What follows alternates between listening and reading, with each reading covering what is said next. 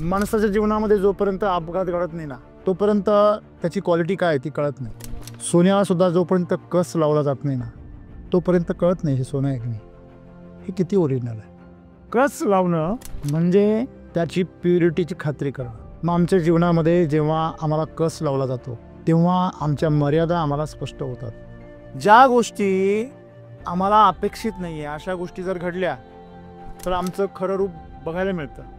तुम्हाला जर एखाद्या नात्याची परीक्षा बघायची असेल तुम्ही मनाविरुद्ध वागून पहा, लगेच कळेल। जोपर्यंत मनाविरुद्ध काही घडत नाही ना तोपर्यंत सगळेच कौतुक करतात, सगळे छान वागतात, चेहऱ्यावर एकदम स्माइल ठेवतात। पण जेव्हा व्यक्तिगत नुकसान होतं, तुमच्या बाबतीमध्ये काहीतरी चुकीचं घडतं, तुमच्यावर अन्याय केला जातो किंवा तुमच्या मनाविरुद्ध परिस्थिती घडते तेव्हा खऱ्या अर्थाने तुमचं खरं रूप बाहेर येतं। तुम्ही जे नाही आहात ते दाखवण्याचा जेव्हा तुम्ही प्रयत्न करता ना तेव्हा तुमच्या जीवनामध्ये ताणतणाव तयार होतो। माणसाच्या जीवनामध्ये त्यांनी असं पाखंड निर्माण केलंय, तो प्रत्येक ठिकाणी भास निर्माण करतोय, असं नाही वाटत तुम्हाला? मनुष्याचं मन अतिशय गमतीशीर आहे आणि अतिशय शक्तिशाली आहे। तुम्ही ज्याला जसं बनवाल तसं ते बनतं। आणि म्हणून हे जे ढोंग आहे, आज फक्त माणसं ढोंगी झालेली नाही, आता पूर्ण समाज ढोंगी होत चालले आहे, पूर्ण पिढी ढोंगी होत चाललेली आहे। माणसं जेवढी सुशिक्षित होत गेली त्यांना संस्कार आणि संस्कृती मिळण्याच्या ऐवजी त्यांच्यामध्ये आकांक्षा आणि महत्त्वाकांक्षा वाढली। आणि आकांक्षा आणि महत्त्वाकांक्षा ह्या रावणाच्या मुली आहेत, त्या तुम्हाला नाशाकडेच घेऊन जाणार, राक्षसी वृत्तीकडे घेऊन जाणार। प्रत्येकाला पुढे जायचंय, महत्त्वाकांक्षा थांबणारी नाही आहे आणि म्हणून पाखंड करण्याची वेळ। जीवन जगत असताना आम्ही काय अचिव्हमेंट केली हे महत्त्वाचं नाही, ते अचिव्हमेंट करण्यासाठी मिळवण्यासाठी आम्ही जो प्रयत्न केला, जो संघर्ष केला, त्या संघर्षातून मी कसा घडलो ती माणसाची कहाणी असते। त्यांनी काय मिळवलं ही कहाणी नसते। आपण जीवनामध्ये एक गोष्ट स्वीकारली पाहिजे, जसं जीवन आहे तसं स्वीकारलं पाहिजे, जसे आपण आहोत तसं जगात राहिलं पाहिजे। जर तुम्ही जीवनामध्ये पूर्णपणे उतरलात तर तुमचं जीवन बघून लोक जगायला शिकतील, जे जगणं सुद्धा विसरले। म्हणून हे सुंदर जीवन आहे, त्याचा आनंद घ्या आणि सत्य जगा। मग तुमच्या बाबतीमध्ये तुम्हाला कोण आहात असा प्रश्न ना तुम्हाला पडेल ना समाजाला पडेल। आणि अशा वेळेस तुम्हाला कोणाची फिकीर करण्याची काही गरज नाही, भीतीत राहण्याचं कारण नाही आणि दहशतीमध्ये जगण्याचं कुठलं कारण नाही। तुमच्या जीवनामधून तणाव कायमचा नाहीसा होतो।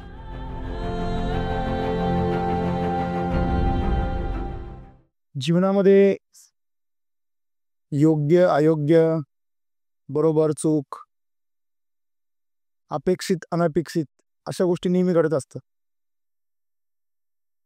जीवन हे चाकोरीबद्ध नाही किंवा त्याचं प्रेडिक्शन आपण करू शकत नाही। अगदी पुढच्या क्षणाला काय होणार आहे हे आम्हाला अगोदरच्या क्षणाला सुद्धा कळत नाही।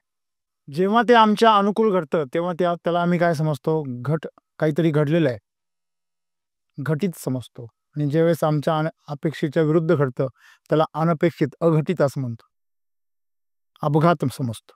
माणसाच्या जीवनामध्ये जोपर्यंत अपघात घडत नाही ना तोपर्यंत त्याची क्वालिटी काय ती कळत नाही। जसं आपण म्हणतो एखादा झाड जंगलामध्ये उभं आहे पण जोपर्यंत वादळ येत नाही तोपर्यंत कळत नाही की हे किती मजबूत आहे। एखादं वाहन किती मजबूत आहे, जोपर्यंत त्याच्यामध्ये आपण ओझं टाकत नाही तोपर्यंत कळत नाही हे किती मजबूत आहे।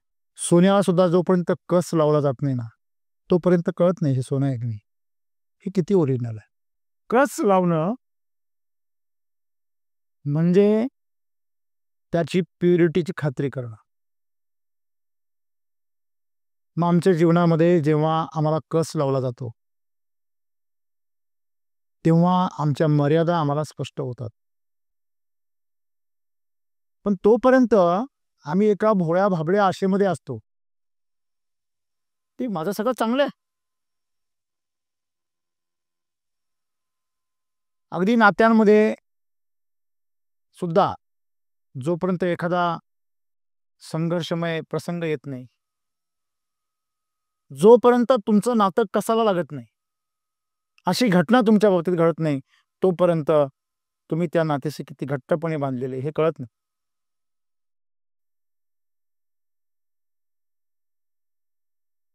प्रेमाचे संबंध असो की व्यावहारिक संबंध असो किंवा सामाजिक संबंध असो, जोपर्यंत त्या नात्यामध्ये अशी एखादी गोष्ट घडत नाही जिने कोणाचा तरी स्वार्थ दुखावला गेला असेल, कोणाचा तरी भावना दुखावल्या गेल्या असतील, स्वार्थाचं नुकसान झालं असेल, तोपर्यंत कळत नाही.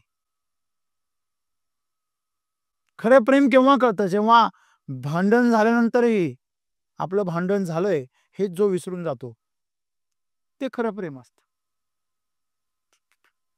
मुळात परीक्षाच ती आहे.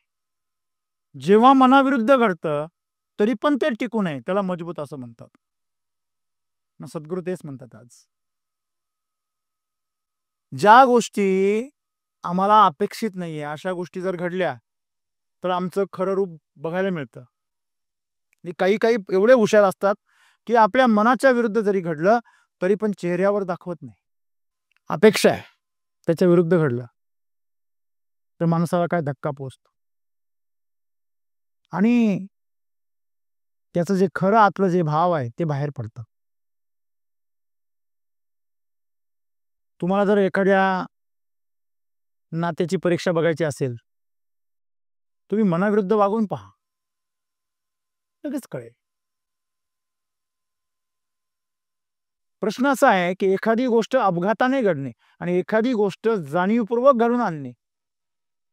जाणीवपूर्वक जरी घडून आणली किंवा अपघाताने जरी घडली तरी जो एखाद्या स्थितीमध्ये स्थित राहतो त्याला स्थितप्रज्ञ असं म्हणतात. म्हणजे बाह्य परिस्थितींनी त्याचा स्वभाव बदलत नाही किंवा त्याचं वागणं बदलत नाही, त्याचा रिस्पॉन्स बदलत नाही.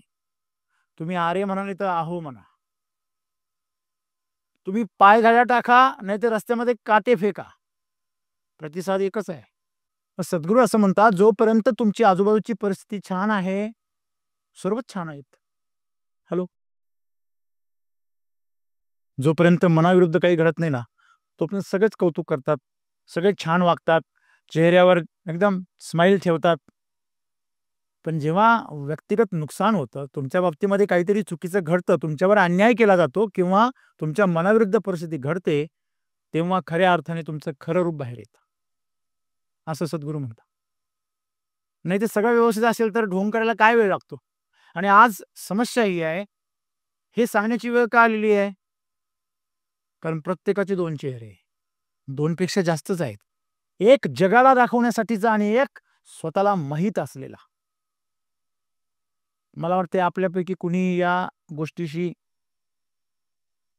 त्याचं दुमत असल्याचं काही कारण नाही की आमचे दोन चेहरे, एक प्रोफेशनल एक पर्सनल. अगदी उघडपणे आजची पिढी म्हणते की नाही आमचं पर्सनल लाईफ वेगळं आहे आणि प्रोफेशनल लाईफ वेगळे. तुम्ही स्वतःच तुमच्या जीवनाचे दोन तुकडे केलेले, दोन चेहरे तयार केले, तकलीफ तर होणारच आहे. कधी कोणत्या चेहऱ्याने मिरवायचं हे तुम्हाला ठरवावं लागतं. आणि या चेहऱ्याची ओळख या चेहऱ्याशी होऊ नये म्हणून काळजी घ्यावी लागते. आपण अनेक सिनेमांमध्ये, मालिकांमध्ये एकच व्यक्ती दोन भूमिकेमध्ये अशी ही बनवाबनवी सिनेमा पाहिला असेल तुम्ही. पुरुषही राहायचं आणि स्त्री पण राहायचं. सचिन पिळगावकरचे काय हाल झाले तुम्ही पाहिले असते. जोपर्यंत दोन्ही पात्र एकदम व्यवस्थित चाललेले आहे तोपर्यंत काही समस्या नाही. पण जेव्हा जर एखाद्याला कळलं का हा दोन पात्रामध्ये आहे तेव्हा फजिती सुरू होते.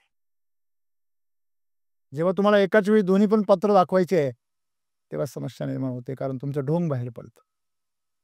आणि जोपर्यंत आजूबाजूची परिस्थिती आम्हाला अनुकूल आहे, दोन्ही पात्र व्यवस्थित काम करताय, तोपर्यंत आमचे दोन्ही चेहरे आम्ही घेऊन अतिशय स्वतःला चतुर असल्याच्या भावनेने, अतिशय बुद्धिमान असल्याच्या भावनेने जगत असतो. परंतु ही बुद्धिमत्ता या प्रकृतीच्या दृष्टीने मूर्खता आहे.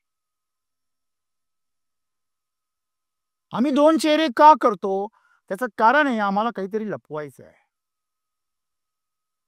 आम्हाला खोटी प्रतिष्ठा, खोटा मान, खोटी ओळख निर्माण करायची आहे. आम्ही कोणाला तरी फसवतोय,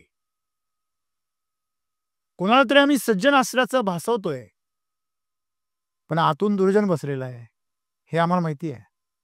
आम्ही कोणाला तरी फार प्रामाणिक असल्याचं आव आणतोय, आतमध्ये खोटारडा बसलेला आहे ते आम्हाला माहिती आहे. फक्त संधीची वाट बघतोय.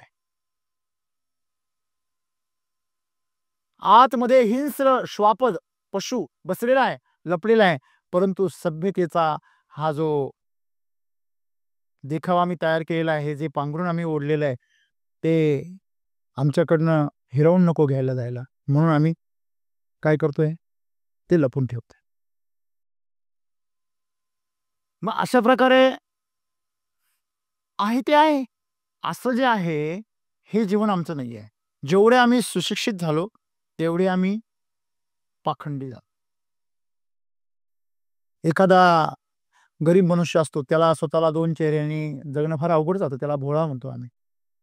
"ए अरे, इथं असं बोलायचं नाही. हां, आपल्यात काय ठरलं ते बाहेर सांगायचं नाही." म्हणजे आम्ही परिस्थितीला काय करतो, वेगळं स्वरूप निर्माण करून दाखवतो. मग ती आमची आर्थिक परिस्थिती असेल, आमची मानसिक परिस्थिती असेल, आमची अ, बुद्धिमत्तेची परीक्षा असेल, कुठल्याही ज्या स्थितीमध्ये आम्ही जेव्हा आहोत, मला सांगा असं कुणी आहे का तुमच्यापैकी? शिकलेला सवरलेला माणूस स्वतःला मूर्ख आहे किंवा मी अज्ञानी आहे किंवा मी अडाणी आहे किंवा मी गरीब आहे, हे जाहीरपणे दाखवण्याचा प्रयत्न करेल का? जेवढा तो सुशिक्षित होतो, तेवढा तो हे लपवण्याचा प्रयत्न करतो. अशिक्षित माणसाला एवढी चालबाजी जमत नाही. अशिक्षित या अर्थाने म्हणतोय मी, जो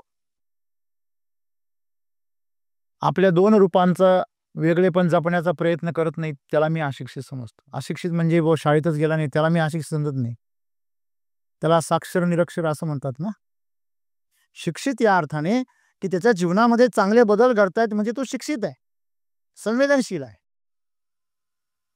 तो आपल्या अगोदर दुसऱ्यांचा विचार करतो, याला सुशिक्षित असं म्हणतात. समोरच्याला फसवून आपला स्वार्थ साधून घेणे आणि परत आपली चोरी उघडी पण न होऊ देणे, याला सुशिक्षित म्हणत नाही. याला लबाड कोल्हा असं म्हणतात. लबाड लांडगा असं म्हणतात. मित्रांनो, का बरं तो प्राणी बदनाम आहे? हां, त्याच्यापेक्षा जास्त बदनाम तर माणूस आहे. हं. आम्ही गाढवाला बदनाम करतो, पण त्याच्यापेक्षाही बदनाम माणूस आहे. गाढवाला प्रकृतीने गाढव बनवलेलं आहे. पण माणसाला प्रकृतीने गाढव बनवलंय का? नाही. मग तो अशा गोष्टी का करतो, की ज्या गोष्टीमधून त्याच्यामध्ये तणाव निर्माण होणार आहे? मला सांगा, तुम्ही सहज बघताय सगळीकडे, सहज परिस्थिती आहे, काही समस्या नाहीये. पण तुम्ही जर एखादी प्रतिमा जर तुमच्या चेहऱ्याच्या अति जवळ आणली, तर डोळ्यांवर काय तयार होतो? असं जर फार वेळ तुम्ही जर बघितलं डोळ्याकडे जवळून, तर डोळ्यांवर काय तयार होतो? ताण तयार होतो. हा हात मोकळा आहे, काही समस्या नाहीये. पण विनाकारण तुम्हाला हात असा वरती धरून ठेवायला सांगितलं, तर या हातामध्ये काय तयार होतो? ताण तयार होतो. तसं तुम्ही जे नाही आहात, ते दाखवण्याचा जेव्हा तुम्ही प्रयत्न करता ना, तेव्हा तुमच्या जीवनामध्ये ताण-तणाव तयार होतो. तुमच्या एका भागाला माहिती आहे, तुम्ही हे नाहीये. पण दुसरा भाग मात्र ते दाखवण्यासाठी आटोकाट प्रयत्न करतोय. नाही हो असं हां, असं जाहीरपणे आपण कसं आहोत तसं दाखवलं तर लोकं आपला गैरफायदा घेतील. हं. लोकांना स्वतःचा फायदा घेता येत नाही, दुसऱ्याचा काय फायदा घेणार आहे? लक्षात घ्या, शहाण्या शिकल्या सवरलेल्या माणसाला फसवणं सोपं आहे. भोळ्या माणसाला फसवणं सोपं नाहीये. करून बघा, प्रयोग करून बघा. त्याचा जे आतमधला सेन्स आहे तो जागृत असतो, जो प्रकृतीसोबत जोडलेला आहे. हं. हे तुम्हाला प्रयोगच करायचा असेल, तुम्ही इथे एक ओरिजिनल माळ लटकवा आणि इथे एक प्लास्टिकची माळ लटकवा. अगदी त्याच्यापेक्षा जास्त भडक आणि अतिशय आकर्षक. पण मधमाशी फसणार नाही. एखाद्या जनावराला हिरवा चारा प्लास्टिकचा तुम्ही जे लॉन करता ना, हे प्लास्टिकचे लॉन, गार खाली हिरवंगार गवत, आहे की नाही? जे कधीच सुकतच नाही, पाणी घालायची पण गरज नाही. हां, त्याला विकत आणणारा सुकल एक दिवस, पण ते सुकत नाही. माणसाच्या जीवनामध्ये त्याने असं पाखंड निर्माण केलंय. तो प्रत्येक ठिकाणी भास निर्माण करतोय. असं नाही वाटत तुम्हाला? सगळा कृत्रिम भास तो आपल्या आजूबाजूला निर्माण करतोय. तुम्ही हे गवत त्या गवता लॉनवर तुम्ही एखाद्या बैलाला सोडा, एखाद्या गाईला सोडा, ती चुकून सुद्धा ते खायचा प्रयत्न नाही करणार. त्याचा सेन्स जागृत आहे. कुत्रा घरामध्ये आहे, पण बाहेर गेटवर कुणीतरी आलंय हे कुत्र्याला आतमध्ये कळतं. म्हणजे याचा अर्थ आपल्यापेक्षा कुत्र्याचा मेंदू जास्त विकसित आहे? नाही. आपण आपल्या मेंदूची क्षमता विसरलो पाखंड करून करून. ढोंग करता करता आम्ही कोण आहोत हेच विसरून गेलो. मी नेहमी जे उदाहरण सांगतो, राष्ट्राध्यक्ष जो आहे अमेरिकेचा त्याचा एक रोल करणारा केनेडी, त्याचा रोल करणारा एक कलाकार होता आणि 18 वर्ष जीवनाचे त्याने प्रयोग केले. अक्षरशः जेव्हा रोल संपले, नाटक बंद झालं, आपल्या नटसम्राट सारखा घरामध्ये बी तो नटसम्राटासारखाच वागायचा. हं. एखादा इन्स्पेक्टर जेव्हा ड्युटीवर इन्स्पेक्टर असतो, घरी येऊन पण तो बायकोवर रुबाब करायचा प्रयत्न करतो. 2 मिनिटांमध्ये रुबाब उतरतो, हा भाग वेगळा. सगळे कलम-बिलम सगळे विसरून जातो तो. पिनल कोड. ती त्याला घरचा पिनल कोड सुद्धा विसरायला लावते. हां. म्हणजे तो जो कलाकार होता, केनेडीचं पात्र सादर करणारा, तर शंका आली लोकांना, हा नाटक करतोय, हा नाटक करतोय. हा तो 24 तास नाटक संपल्यानंतर सुद्धा 24 तास तो केनेडी असं राष्ट्राध्यक्ष असल्यासारखा रुबाबात चालायचा, रुबाबात राहायचा. त्याला सतत आजूबाजूला माणसांचा घेरावा हवा असायचा, अधिकारी वगैरे, गाड्या, ताफा असं. त्याला सांगावं, "अरे नाटक संपलंय तुझं." तो त्याला म्हणायचा, "तू नाटक करू नको." आता यांना शंका आली, म्हणे हा नाटक करतोय. मग त्यांनी त्याची नार्को एनालिसिस टेस्ट केली, लाय डिटेक्टर टेस्ट केली. तुम्हाला आश्चर्य वाटेल, त्या टेस्टमध्ये तो केनेडी असल्याचाच बताव करत होता. म्हणजे त्याच्या अंतर्मनापर्यंत ते असं झिरपलं होतं ते ढोंग, की त्याला असं पूर्णपणे त्याची अंतर्बाह्य तो बदलून गेला, की मी केनेडीच आहे. मनुष्याचं मन अतिशय गमतीशीर आहे आणि अतिशय शक्तिशाली आहे. तुम्ही ज्याला जसं बनवाल तसं ते बनतं. आणि म्हणून हे जे ढोंग आहे, आज फक्त माणसं ढोंगी झालेली नाही, आता पूर्ण समाज ढोंगी होत चाललेला आहे. पूर्ण पिढी ढोंगी होत चाललेली आहे. आणि ही जी ढोंग आहे, हे ढोंग त्यांना बरबाद करतंय.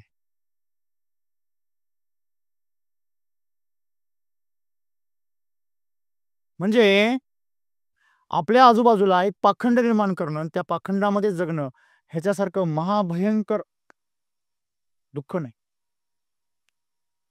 तुम्हाला आतून माहिती आहे, की तुम्ही इमानदार नाहीये. पण बाहेर तुम्ही इमानदारी दाखवताय.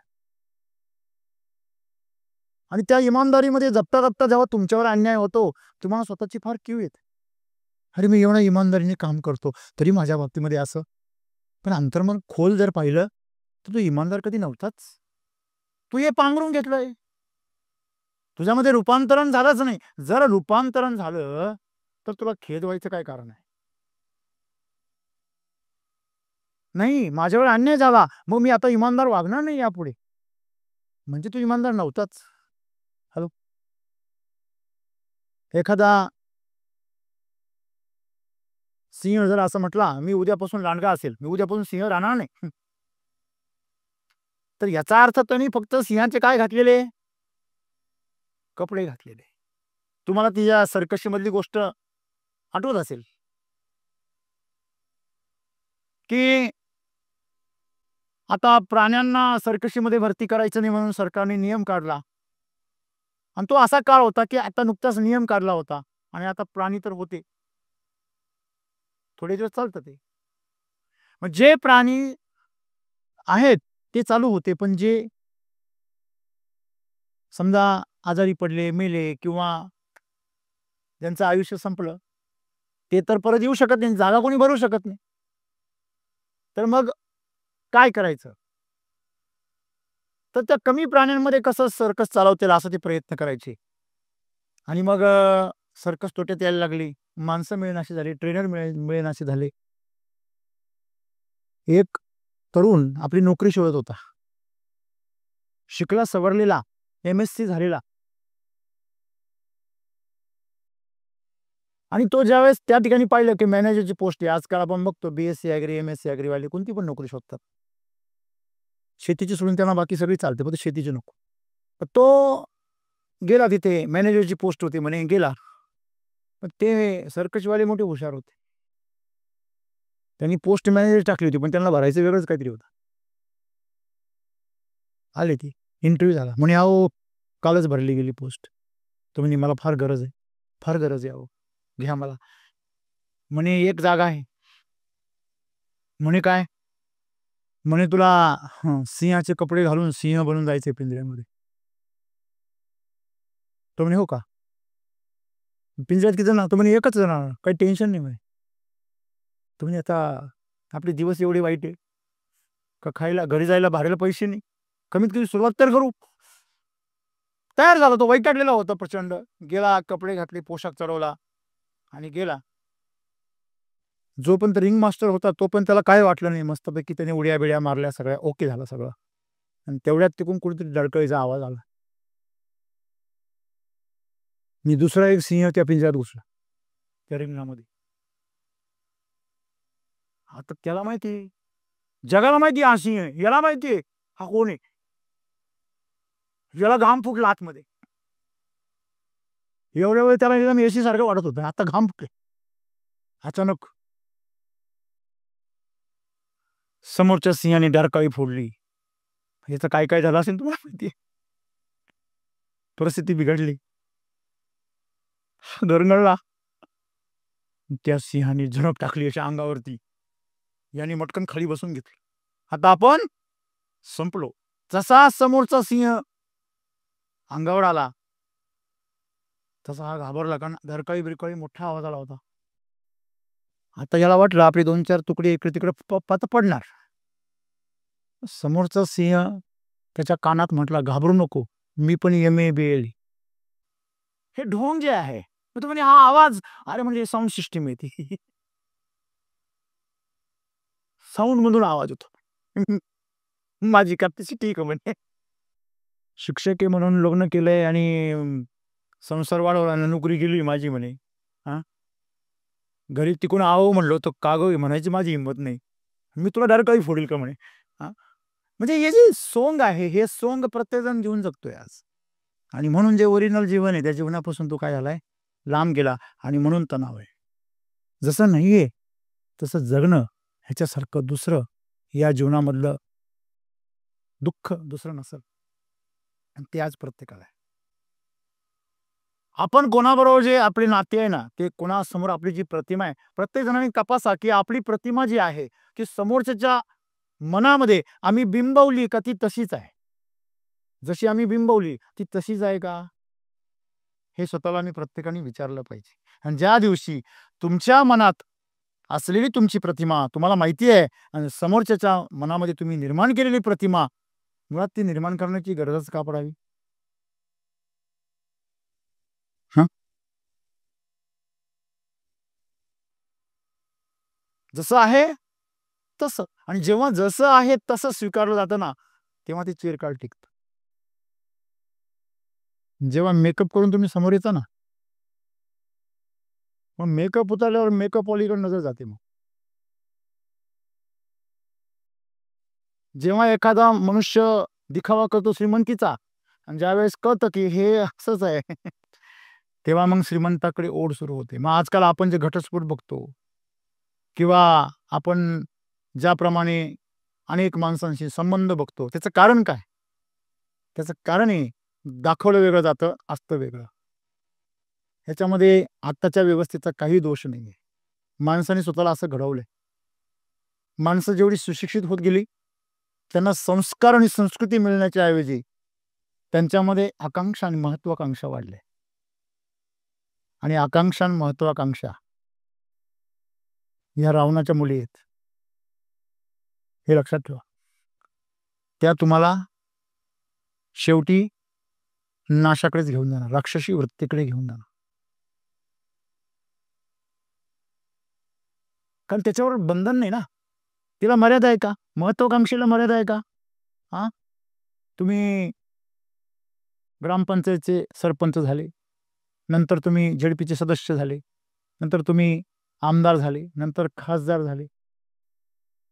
महत्वाकांक्षेला काही, आता समजा तुम्ही एक शिक्षक झाले, एक क्लर्क झाले, एक अधिकारी झाले, नंतर पुढे क्लास 2 ऑफिसर, क्लास 1 ऑफिसर, सचिव, महासचिव.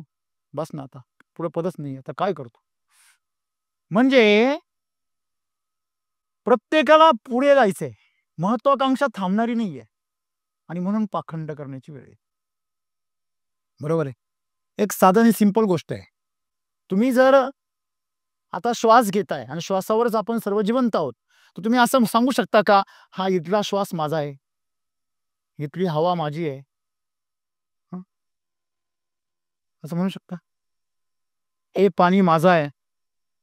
हं, विकत घेतलेल्या बाटलीला तुम्ही म्हणता, हे पाणी माझं आहे. तुम्ही बाटली विकत घेतली, पाणी नाही. कळतंय का तुम्हाला? कोणी अग्नी विकत घेऊ शकतं का? नाही. बरोबर आहे. लोकं म्हणतात आम्ही जमीन विकत घेतोय. त्याला पुढं प्रश्न आहे. काय? किती वर्षासाठी? तुझं त्या उतार्यावर किती वर्ष नाव राहणार? हां? असं कोणी आहे का मेल्यावरही त्याच्या नावावर जमीन शिल्लक आहे? असली तर सरकार काढून घेतं. हॅलो? म्हणजे ही पंचमहाभूतं आहेत. ह्यांच्यावर कोणी अधिकार गाजवू शकत नाही. मग हे तर पंचमहाभूतांपासून बनले, याच्यावर तुम्ही अधिकार गाजवता. आणि त्याच्यापासून तुम्ही एक मन तयार केलं, त्याच्यावर अधिकार गाजवता. हे माझं प्रतिमा, ही माझं व्यक्तिमत्व, ही माझी प्रतिष्ठा, हे माझं शरीर. हे सगळं काय जाणार आहे. बरोबर आहे ना? आणि म्हणून हे जे काही जीवन आहे, हे या पाखंडामधून, ढोंगातून जर बाहेर काढायचं असेल, तर तुमचं खरं रूप तुम्ही काय केलं पाहिजे? जगलं पाहिजे. मग ज्यावेळेस तुमच्या विरोधामध्ये गोष्टी घडतील, ज्यावेळेस तुम्हाला तुमच्या बाबतीमध्ये चुकीच्या गोष्टी घडतील, अन्याय घडेल, त्यावेळेस तुम्हाला उघड्या पडण्याची काही भीतीच नाही. माणसाला भीती कशाची असते? मी उघडा पडेल का? मी उघडा पडलो. हां? जे माझं नाव नाहीये, ते नाव मी तयार केलं आणि नंतर ते बदनाम झालं. तुम्ही समुद्राच्या वाळूपासून एक किल्ला बनवला आणि पाण्याची एक लाट आली आणि ते किल्ला ध्वस्त करून गेली, तर किती दुःख व्हायला पाहिजे? आनंद व्हायला पाहिजे. काय? समुद्राने माझ्या किल्ल्याला त्याच्या आहोशामध्ये घेतलं, त्याच्या मिठीत घेतलं. हं? त्याला पण आवडला तो किल्ला. मी परत नवा उभा करेल. तर तो किल्ला जर तसाच राहिला असता, तर मला परत काय काम शिल्लक आहे? काहीच नाही. आपण घडवत राहावं, प्रकृतीने ते बिघडवत राहावं. आपण घडवत राहावं, प्रकृतीने बिघडवत राहावं.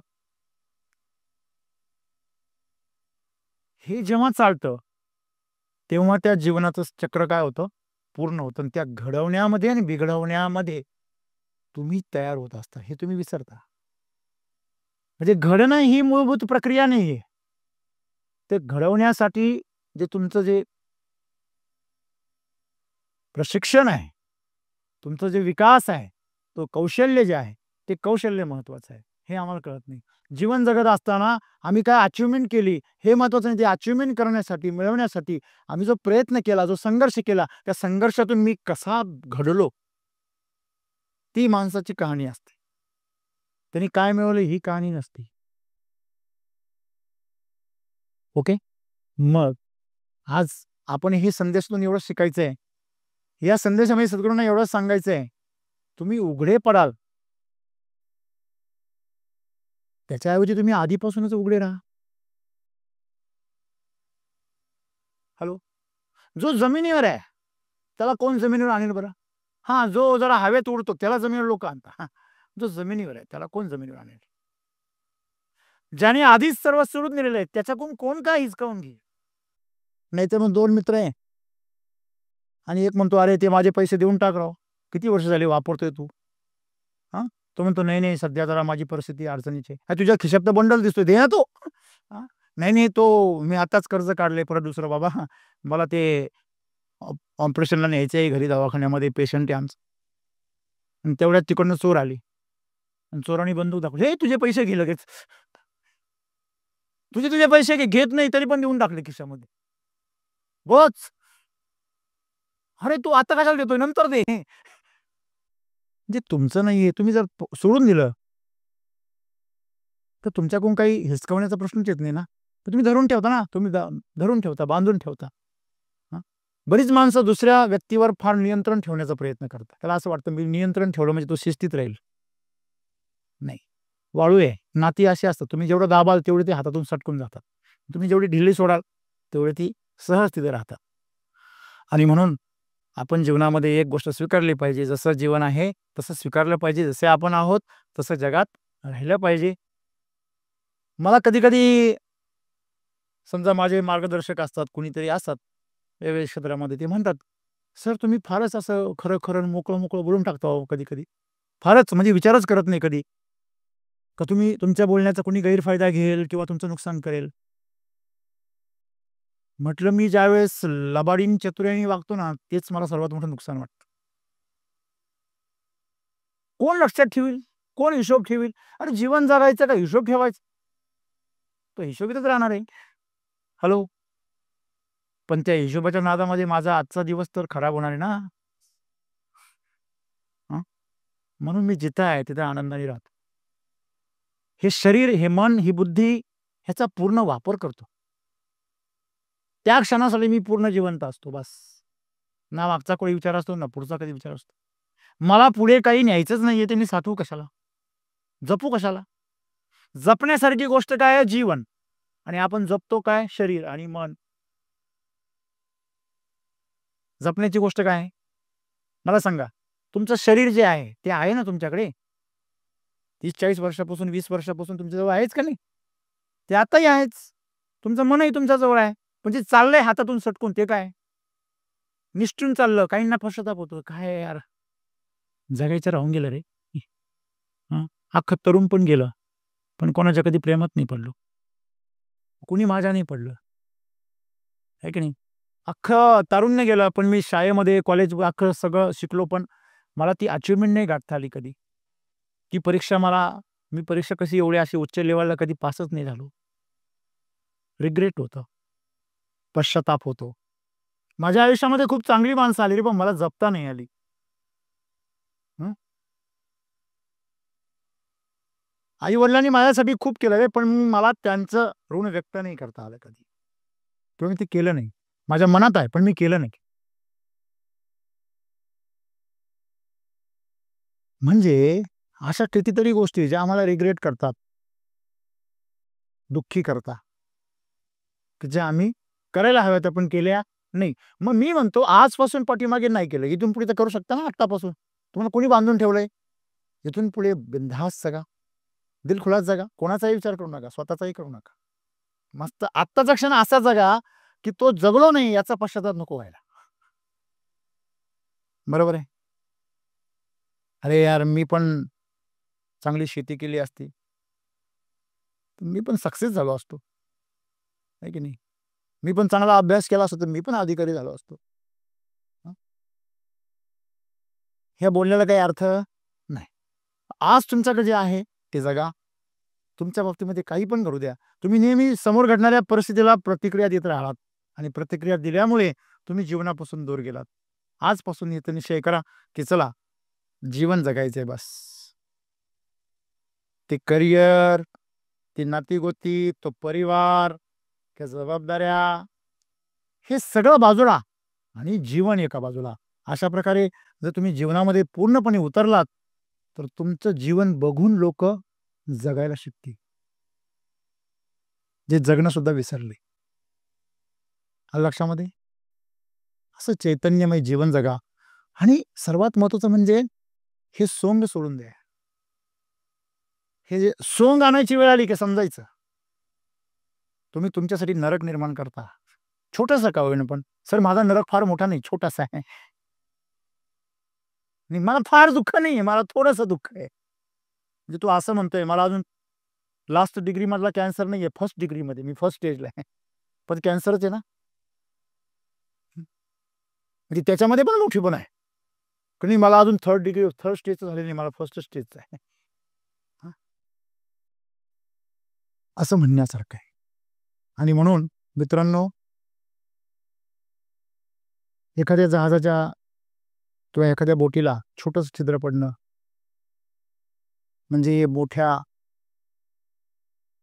भयानक प्रसंगाची सुरुवात आहे. तसं आमचं थोडंसं दुःख, आमचं थोडंसं सोंग आमचं थोडंसं ढोंग हे आमचं आयुष्य बर्बाद करण्याच्या दिशेने प्रवास आहे. बरोबर आहे. मी जसं नेहमी सांगतो की सुंदर एकदम बासमतीचा बिर्याणी राईस केलेला आहे, एक नंबर.